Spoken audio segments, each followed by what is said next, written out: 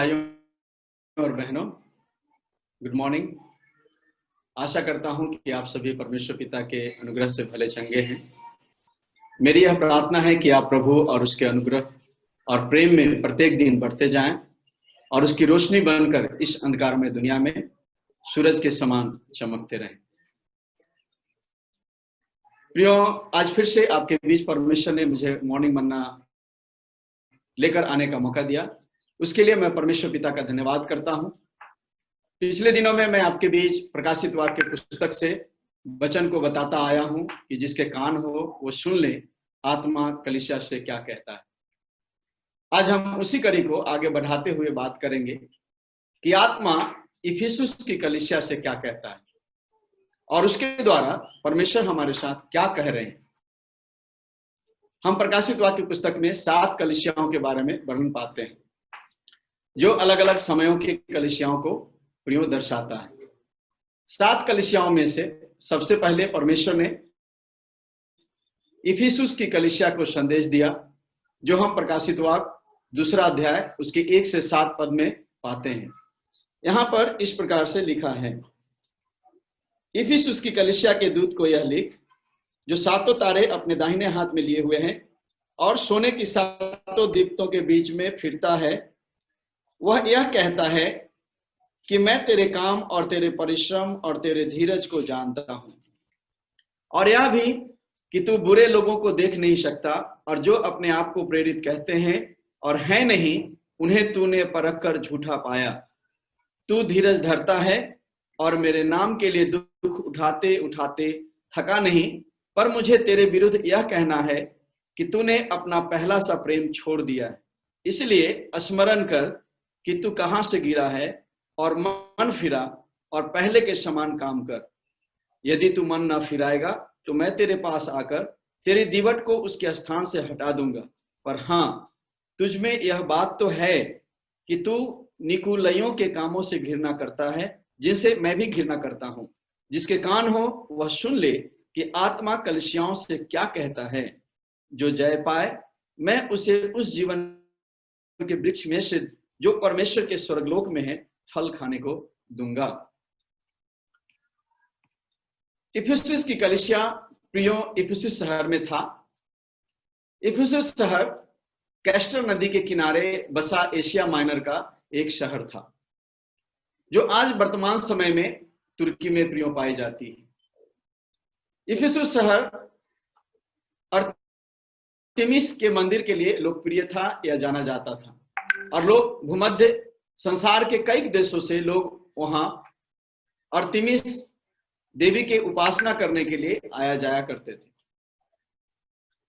इफिसुस की कलीसिया के बारे में अगर हम विस्तार से जानना चाहते हैं या ज्यादा जानना चाहते हैं प्रियो, तो हमें प्रेरितों के काम उसके 19 अध्याय उसके 1 से 41 पद तक और 20वां अध्याय उसका 17 से 38 पद तक अगर हम पढ़ेंगे तो हम इफिसुस की कलीसिया के बारे में विस्तार से प्रियो जान पाएंगे। पौलुस 2 साल तक इफिसुस में रहकर प्रभु को वचन को प्रचार किया और प्रभु के वचन से लोगों को शिक्षा दिया। वहां के लोगों के विश्वास को उसने दृढ़ किया, मजबूत किया। बाद में उसने तीमुथियुस को वहां का प्राचीन नियुक्त किया था, ताकि तीमुथियुस इफिसुस की कलीसिया की देखरेख करे और लोगों को परमेश्वर के मार्ग की सही शिक्षा दे। जब यीशु मसीह इफिसुस की कलीसिया को संदेश भेजते हैं, तो सबसे पहले इफिसुस की कलीसिया के लोगों के सकारात्मक कार्यों की वह सराहना करते हैं, जैसा हम यहाँ 2 अध्याय का 2 और 3 पद में पाते हैं। यीशु मसीह कहते हैं, मैं तेरे काम और तेरे परिश्रम और तेरे धीरज को जानता हूं, और यह भी कि तू बुरे लोगों को देख नहीं सकता, और जो अपने आप को प्रेरित कहते हैं और हैं नहीं, उन्हें तूने परख कर झूठा पाया। तू धीरज धरता है और मेरे नाम के लिए दुख उठाते उठाते थका नहीं। तो प्रियो, हम यहां पाते हैं कि इफिसुस की कलीसिया कठिन परिश्रम करने वाली, धीरज रखने वाली और मसीह के कारण दुख उठाने वाली विश्वासियों का एक समूह था। वे लोग सत्य की रखवाली करने वाले थे और बुराई से किसी भी रीति से समझौता नहीं करते थे। वे कठिन परिस्थितियों में भी लोग प्रियो धीरज रखते थे। प्रियो, मैं ये कहना चाहता हूं, क्या आज हम इफिसुस की कलीसिया के समान हैं? क्या हम परिश्रम करने वाले लोग हैं? क्या हम धीरज रखने वाले लोग हैं? क्या हम सत्य के मार्ग में चलने वाले लोग हैं? क्या सत्य के मार्ग में फिर भी हम चलते रहते हैं जब हमारे जीवन में दुख, मुसीबत और कष्ट आती है? क्या हम यीशु मसीह के लिए दुख उठाने के लिए प्रियो तैयार हैं? हाँ, निश्चय ही इफिसुस की कलीसिया के लोग प्रियो परिश्रम करने वाले, धीरज रखने वाले और सत्य के मार्ग में चलने वाले और यीशु के लिए दुख उठाने वाले लोग थे। फिर भी यीशु मसीह ने उनकी कमजोरियों को प्रियो यहाँ पर उजागर किया है। और जैसा कि दूसरा अध्याय उसके 4 पद में हम लोग पढ़ते हैं, यीशु मसीह कहते हैं कि मुझे तेरे विरुद्ध में कुछ कहना है। और यीशु मसीह कहते हैं 4 पद में कि तूने अपना पहला सा प्रेम छोड़ दिया है। यीशु मसीह कहते हैं तूने अपना पहला सा प्रेम छोड़ दिया है। प्रियो, इफिसुस की कलीसिया इतने कठिन परिश्रम करने वाले होने के बावजूद, धीरज रखने वाली होने के बावजूद, किसी भी प्रकार की बुराई से समझौता नहीं करने के बावजूद भी यीशु मसीह कह रहे हैं कि मुझे तेरे विरुद्ध में कुछ कहना है। और वो कह रहे हैं कि तूने अपना पहला सा प्रेम छोड़ दिया है। प्रियो, ये पहला सा प्रेम क्या है? अगर हम इस पहले से प्रेम के बारे में अगर कुछ देखें तो हम यिर्मयाह की पुस्तक उसका 2 अध्याय अगर उसके 1 और 2 पद को अगर हम प्रियो देखेंगे तो वहां पर इस प्रकार से लिखा है, यहोवा यह कहता है तेरे जवानी का स्नेह और तेरे विवाह के समय का प्रेम मुझे स्मरण आता है। परमेश्वर जवानी का स्नेह और विवाह के समय का प्रेम के बारे में कह रहे हैं। ये जवानी का स्नेह और विवाह के समय का प्रेम प्रियो कैसा होता है? जब एक नौजवान लड़का और लड़की एक दूसरे को जब पहली बार देखते हैं, उनकी आंखें चार होती है, वो एक दूसरे से प्यार करने लगते हैं। वे हमेशा एक दूसरे को देखते रहना चाहते हैं। वो एक दूसरे से घंटों बातें करते रहते हैं। उनकी आंखें एक दूसरे से हटना नहीं चाहती है। अगर एक दिन एक दूसरे को ना देखा या एक दिन अगर बात नहीं किया तो ऐसा लगता है कि महीनों से उससे बात नहीं किया और एक दूसरे को महीनों से प्रियो नहीं देखा। वे हमेशा एक दूसरे के साथ रहना चाहते हैं, एक दूसरे से बातें करना चाहते हैं, एक दूसरे के साथ घूमना पसंद करते हैं। जहां भी जाएं वो सोचते हैं कि हम एक दूसरे के साथ मिल करके जाएं।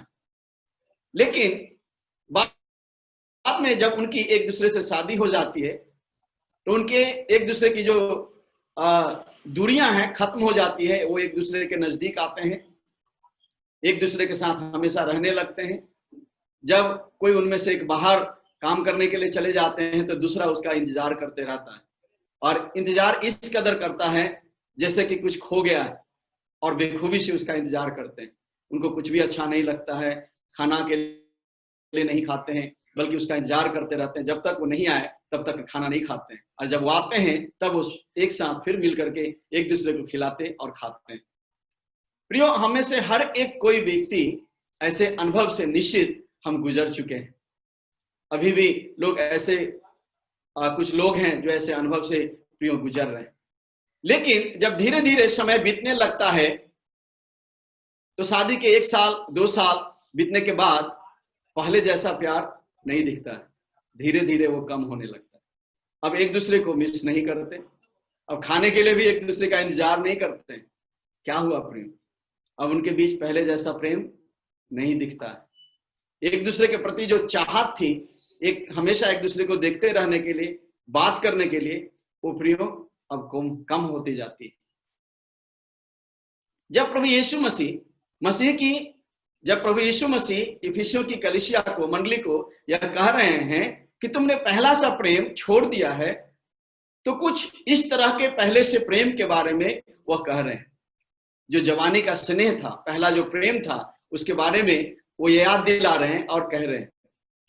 ये निश्चित है कि प्रभु यीशु मसीह दुनियावी प्रेम या जो दुनिया में प्रेम लोग करते हैं उस प्रेम की बात नहीं कर रहे। फिर भी याद कीजिए, जब पहली बार हमने यीशु मसीह को जाना था, जब आपने पहली बार यीशु मसीह को जाना था, और यीशु मसीह को अपना उद्धारकर्ता करके अपनाया था, उस समय जो यीशु मसीह के प्रति हमारा लगाव था, यीशु मसीह के प्रति जो हमारा जुनून था, यीशु मसीह के प्रति जो हमारा प्यार था, क्या आज वो है? प्रियो, मैं अपने बारे में कुछ बताना चाहता हूं। मुझे याद है जब मैं पहली बार यीशु मसीह को 12 अप्रैल 1997 को अपना मुक्तिदाता के रूप में स्वीकार किया था, मुझे स्वर्गीय अनुभव हुआ था। उसके बाद मेरे अंदर बाइबल पढ़ने का जुनून इस कदर था कि मैं दिन रात बाइबल को पढ़ा करता था, दिन रात प्रार्थना में समय बिताता था।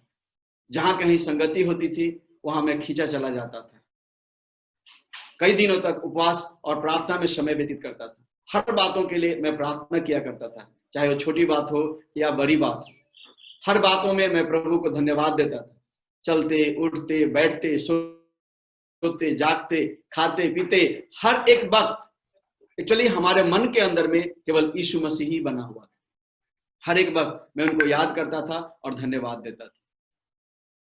जब तक मैं अकेला था, सिंगल था, ये सिलसिला मेरे साथ प्रियो चलता रहा और प्रभु के प्रति प्रेम और उसका जो आग मेरे अंदर था वो बना हुआ था।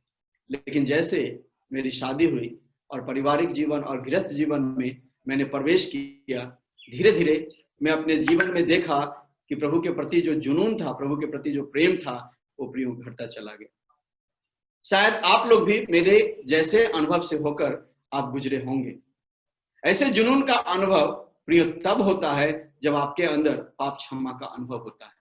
वह स्वर्गीय आनंद और वह स्वर्गीय खुशी जो मैंने उन दिनों में अनुभव की थी, वो हमारे अंदर थी, जिसका वर्णन प्रियो मैं शब्दों से नहीं कर सकता, या कोई भी व्यक्ति वो जो अनुभव है उस अनुभव को शब्दों से बखान नहीं कर सकता है। तो प्रियो, जिसका जितना ज्यादा पाप क्षमा होता है उतना ही प्रेम और आनंद और वे स्वर्गीय अनुभव उसको प्राप्त होता है।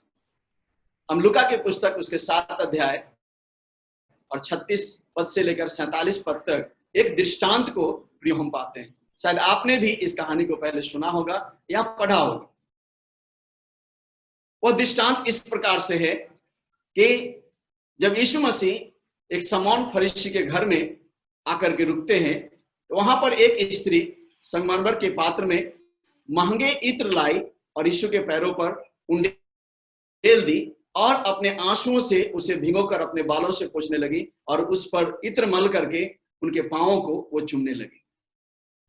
उस स्त्री को देखकर जो शमौन फरीसी था, जिसने यीशु मसीह को अपने घर में बुलाया था, अपने मन में विचार करने लगा, सोचने लगा, यदि यह व्यक्ति भविष्यवक्ता होता तो जान जाता कि जो स्त्री इसको छू रही है वो कौन है और कैसी स्त्री है, क्योंकि वह तो पापनी स्त्री है। यीशु ने उसके मन की बात को जानकर कि सिमोन क्या सोच रहा है, यीशु मसीह ने एक छोटी सी एक दृष्टांत कहा और दृष्टांत के द्वारा यीशु मसीह ने शमौन से प्रश्न पूछा। उसने पूछा, किसी महाजन के 2 देनदार थे, एक 500 का और दूसरा 50 का देनदार था। जब उनके पास लौटाने को कुछ न रहा तो उसने दोनों को क्षमा कर दिया। अब बताओ कि उनमें से कौन उससे अधिक प्रेम रखेगा? शमौन पतरस ने तुरंत जवाब दिया, मेरी समझ में वह जिसका उसने अधिक छोड़ दिया। तब यीशु मसीह ने उससे कहा, तुमने ठीक कहा है। और उस स्त्री की ओर फिर कर यीशु ने शमौन से फिर कहा, क्या तू इस स्त्री को देखता है? मैं तेरे घर में आया परंतु तूने मेरे पांव धोने के लिए पानी नहीं दिया, पर इसने मेरे पांव आंसुओं से भिगोए और अपने बालों से पोंछा है। तूने मुझे चुम्मा नहीं दिया, पर जब से मैं आया हूं तब से इसने मेरे पांवों को चूमना नहीं छोड़ा। तूने मेरे सिर पर तेल नहीं मला, पर इसने मेरे पांव पर इत्र मला। इसलिए मैं तुझसे कहता हूं, इसके पाप जो बहुत थे क्षमा हुए, क्योंकि इसने बहुत प्रेम किया। पर जिसका थोड़ा क्षमा हुआ वह थोड़ा प्रेम करता है। प्रियो, क्या आपके अंदर पाप क्षमा का अनुभव है? आपका कितना पाप क्षमा हुआ? क्या पाप क्षमा के आनंद को आपने अंदर में प्रियो अनुभव किया है? क्या महसूस किया है? प्रियो, अगर आज कि अगर हम दुनिया को देखें तो आज की स्थिति यह है कि लोग पाप क्या है जानते ही नहीं, तो उनको पाप क्षमा का अनुभव प्रियो कहां से मिलेगा? अगर पाप क्षमा का अनुभव ही नहीं है तो फिर प्रियो प्रेम कहां से होगा? आज के युग में हर चीजें जो लोग करते हैं, देखते हैं, सुनते हैं, सब कुछ उनकी दृष्टि में सब कुछ प्रियो अच्छा ही, कुछ भी पाप नहीं है। लोग हर बात में झूठ बोलते हैं, आज रुपयों पैसों के लालच में जीवन व्यतीत करते हैं, रात दिन रुपये और पैसों के पीछे भागते रहते हैं, दिन भर मोबाइल में गेम खेलते रहते हैं, गंदे पिक्चर देखते रहते हैं, मूवी देखते रहते हैं, दिन रात मोबाइल में अपने गर्लफ्रेंड से और बॉयफ्रेंड से बातचीत करते रहते हैं। आज ऐसा कम ही नौजवान लोग हैं जिनका कोई बॉयफ्रेंड और गर्लफ्रेंड ना हो। ये सारी बातें आज आम बात हो गई, लोग इसे पाप नहीं समझते। ये सारी चीजें आज लोगों के लिए जिंदगी बन गई, और ऐसी स्थिति में पाप क्षमा का अनुभव और परमेश्वर के प्रति सच्चा प्रेम और जुनून प्रियो कहां से होगा? लोग तो कहते हैं कि हाँ, हम यीशु से प्यार करते हैं, वो कलीसिया भी जाते हैं, प्रार्थना भी करते हैं। और प्रार्थना कैसे करते हैं? जब सो के उठते हैं तो 2 मिनट के लिए आंख बंद करके प्रार्थना करते हैं, जब रात में सोने के लिए जाते हैं तो 2 मिनट के लिए प्रार्थना करते हैं, कभी कभार सप्ताह में 1 बार 2 बार बाइबल भी जरूर पढ़ लेते हैं। या कोई व्यक्ति अगर उनको वचन, आज मोबाइल का युग है तो मोबाइल में वचन भेजते हैं तो उस वचन को भी पढ़ लेते हैं। कभी कभी लोगों की भलाई भी कर लिया करते हैं और वो कहते हैं कि हाँ, मैं यीशु मसीह से प्यार करता हूं। प्रियो, क्या यही यीशु मसीह से प्यार है? क्या यीशु मसीह इसी प्यार के बारे में इफिसियों की मंडली को कह रहे हैं? आज प्रभु यीशु से सच्चा प्रेम और ज्यादा प्रेम करने के बजाय लोग मोबाइल से, गर्लफ्रेंड से, बॉयफ्रेंड से, रुपयों से, पैसों से और बेकार की चीजों से प्रियो बेहद प्यार करते हैं, और उनका लगाव यीशु मसीह से ज्यादा उन चीजों से। और इसका यह प्रमाण है कि लोग मोबाइल के बिना एक दिन भी नहीं रह सकते। जहां जाते हैं उनके साथ मोबाइल होना जरूरी है, उनके उठते बैठते खाते पीते यहाँ तक कि सोते जागते मोबाइल चाहिए। जब उनकी आंखें खुलती है तो सबसे पहले ये याद आता है कि मोबाइल कहाँ है, और मोबाइल को प्रियो उठाते हैं। प्रार्थना करने के लिए आज लोगों के पास समय नहीं है, बाइबल पढ़ने के लिए आज समय नहीं है, संगति में जाने के लिए प्रियो समय नहीं है। मैं जब कई बार कलीसिया के लोगों से पूछता हूँ, भाई क्या आज बाइबल पढ़ा? तो उत्तर मिलता है, समय नहीं मिला पास्टर जी। क्या आज प्रार्थना किया? तो नहीं, थोड़ा व्यस्त था, मौका नहीं मिला, करूंगा। आज संगति में क्यों नहीं आया भाई, क्या हो गया? आज समय नहीं मिला, कुछ दूसरा काम था इसलिए चला गया। प्रियो, आज हमारी ये स्थिति है। यीशु मसीह ने इफिसियों की मंडली के कमजोरियों को प्रियो उजागर किया। प्रकाशित वाक्य 2:4 में यीशु मसीह कहते हैं, तुमने पहला सा प्रेम छोड़ दिया है। प्रियो, इफिसियों की मंडली तो कठिन परिश्रम करते थे, लेकिन अब उनके अंदर पहले के जैसा जुनून नहीं था। अब उनके अंदर जो कार्य करने की जो क्षमता थी, जो मसीह के प्रेम के कारण से या उससे प्रभावित होकर के या उससे उत्प्रेरित होकर के जो कार्य किया करते थे, अब वो नहीं था। हाँ, निश्चित वो सच्चाई के मार्गों पर चल रहे थे, निश्चित वो बुराई से घृणा कर रहे थे, बुरे कार्य नहीं कर रहे थे, लेकिन फिर भी यीशु मसीह कहते हैं, तुमने पहला सा प्रेम छोड़ दिया। क्या इफिसियों की मंडली के समान आज हमारा जीवन तो नहीं? हम कार्य तो कर रहे हैं, सेवा भी कर रहे हैं, भलाई भी कर रहे हैं, कठिन परिश्रम भी कर रहे हैं, लेकिन क्या प्रियो पहला सा प्रेम हमारे अंदर है? शुरुआत के दिनों के जैसा जुनून क्या हमारे अंदर है? क्या हम हर वक्त प्रार्थना करते? क्या हर बातों में हम परमेश्वर को धन्यवाद करते हैं? क्या हमारे अंदर हर एक वक्त परमेश्वर की लालसा बनी है? क्या हमारे अंदर संगति करने की, आराधना करने की पहले के जैसा लालसा है, जैसा शुरुआत में के दिनों में था, जब हमने यीशु मसीह को पाया था, जाना था? इसलिए प्रभु यीशु कहते हैं कि तूने पहला सा प्रेम छोड़ दिया। इसलिए स्मरण कर कि तू कहां से गिरा है और मन फिरा और पहले के समान काम कर। हाँ प्रियो, हमें सांसारिकता और सांसारिक वस्तुओं और चीजों से मन फिराकर अपने मन को पूरी तौर से यीशु मसीह की ओर लगाने की जरूरत है। और पहले के समान हमें बाइबल पढ़ने, प्रार्थना करने, संगति करने और प्रभु यीशु मसीह के साथ हमें समय बिताने की जरूरत है। हर एक कार्यों में हमें प्रभु यीशु मसीह को याद करने की जरूरत है, और हर एक कार्य जो हम वो करते हैं वह यीशु मसीह के प्रेम से उत्प्रेरित होकर के प्रियो हमें करने की जरूरत है। अन्यथा यीशु मसीह कहते हैं, यदि तू मन न फिराएगा, आगे के वचन में हम लोग 5 पद में पढ़ते हैं, यदि तू मन न फिराएगा तो मैं तेरे पास आकर तेरे दीवट को उसके स्थान से हटा दूंगा। हाँ प्रियो, ध्यान से सुनिए यीशु मसीह क्या कह रहे हैं। वो कह रहे हैं, यदि तू मन न फिराएगा तो मैं तेरे पास आकर तेरे दीवट को उसके स्थान से हटा दूंगा।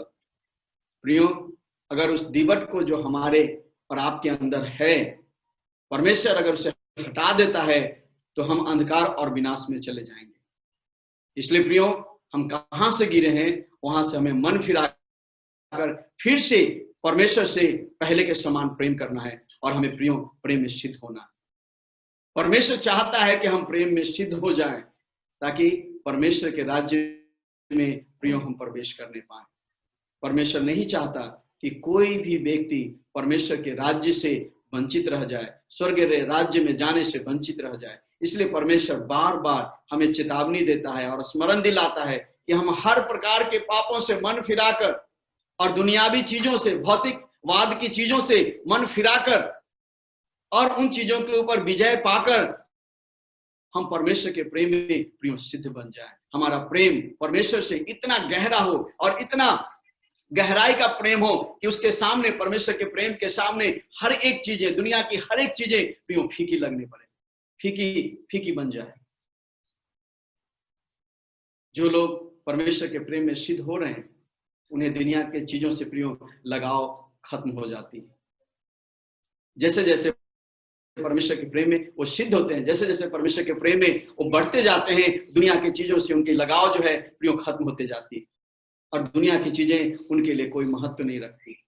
चाहे वो खाना खाएं या ना खाएं, चाहे मोबाइल देखें या ना देखें, चाहे उन्हें आदर मिले या ना मिले, सम्मान मिले या ना मिले, ये सारी चीजें उनके लिए कोई मायने नहीं रखती है। उनका एक ही ध्यान रहता है, वो ध्यान यीशु मसीह की ओर रहता है। उनका मन यीशु मसीह की बातों पर, उनका मन यीशु मसीह की वचन पर लगा रहता है। ये दुनियावी चीजों में उनका मन नहीं रहता है।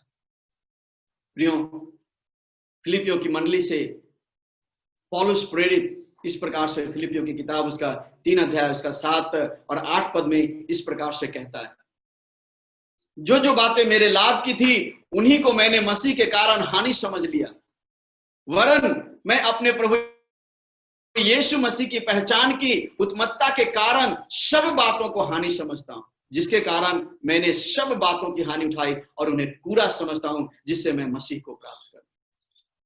प्रियो, पौलुस क्या कह रहा है? वो कह रहा है कि दुनिया की सारी चीजें जो हमारी भलाई के लिए, हमारे लाभ के लिए, हमारे अच्छे के लिए है, मैं उन सारी चीजों को कूड़ा और करकट समझता हूं, क्योंकि ताकि मैं मसीह को प्राप्त करूं। क्योंकि मसीह को प्राप्त करने के लिए सारी दुनिया की चीजें प्रियो हमें नहीं करने देगी।